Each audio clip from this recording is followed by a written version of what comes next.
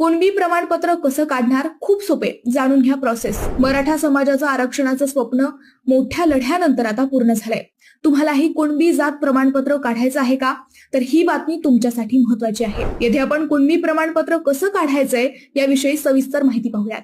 राज्य सरकारने कुणबी जात प्रमाणपत्र देण्याचा निर्णय घेतला आहे आणि प्रक्रिया देखील सुरू झाली आहे.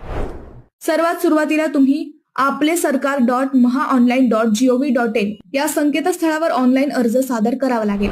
त्यानंतर अर्जातील तपशील व्यवस्थित भरा आणि त्याची प्रिंट काढून जवळच्या तहसील कार्यालयात जमा करा.